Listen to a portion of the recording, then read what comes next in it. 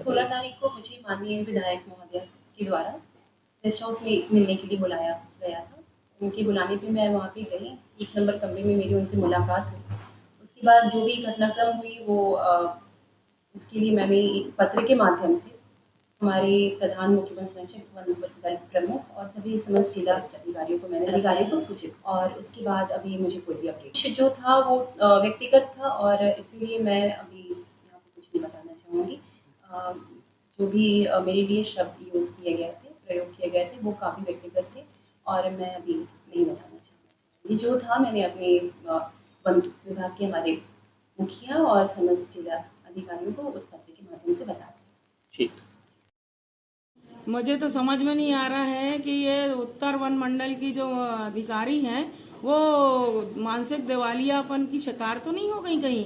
उनके पति जो दक्षिण वन मंडल के अधिकारी हैं अधर गुप्ता, उनका जो क्रियाकलाप है, जो उनका कार्य करने का तरीका है, सभी जानते हैं कि कितना लापरवाह अधिकारी हैं और किस तरह से वो काम कर रहे हैं, और उनके कार्य प्रणाली जो सही नहीं है उसके कारण उसका भुगतान आम जनता भुगत रही है।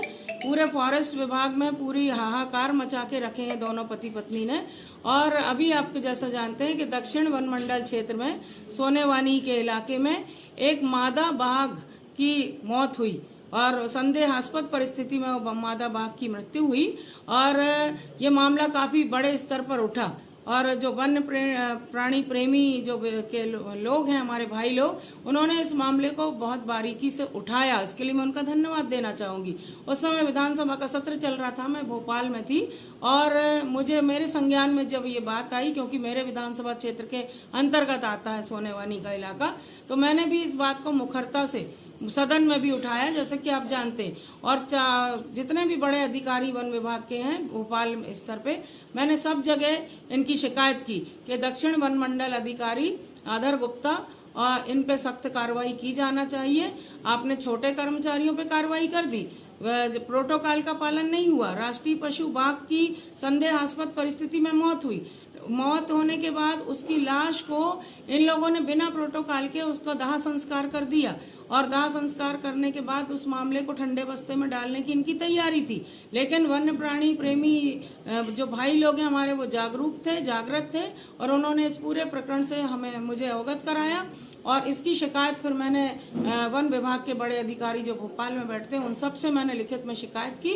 और मेरा ये कहना है कि छोटे कर्मचारियों पे, जो चौकीदार बेचारे गरीब लोग हैं, उन पे तो आपने कार्रवाई कर ली, उनको आपने गिरफ्तार करके जेल में डाल दिया, लेकिन आपका बीट गार्ड अभी तक फरारी में है, डिप्टी रेंजर अभी तक फरार है, रेंजर पे आज तक कोई कार्रवाई नहीं हुई, डीएफओ अधर गुप्ता पे कोई कार्रवाई नहीं हुई।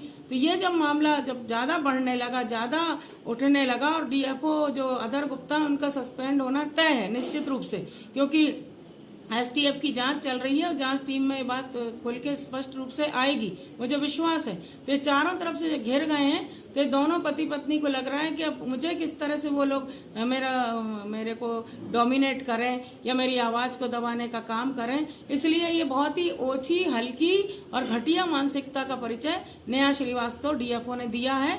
मैं ये कहना चाहती हूँ कि ये आचरण जो है आपका सिविल सेवा सर्विस के अंतर्गत नहीं आता। ये बहुत शर्मनाक बात है। आप किस पे आरोप लगा रहे हैं? एक विधायक पे, जो जनता के द्वारा निर्वाचित है, 2.5 लाख जनता का जो प्रतिनिधित्व करता है, जो जनहित की बात सड़क से लेकर सदन तक उठा रहा है, उस पर आप आरोप लगा रहे हैं, और वो भी अनर्गल आरोप लगा रहे हैं। नेहा श्रीवास्तव को मैं किसी भी कीमत पे बर्दाश्त उनके इस आरोप को नहीं करूंगी, और मैं हाई कोर्ट में इनके खिलाफ मानहानि का मुकदमा दायर करूंगी।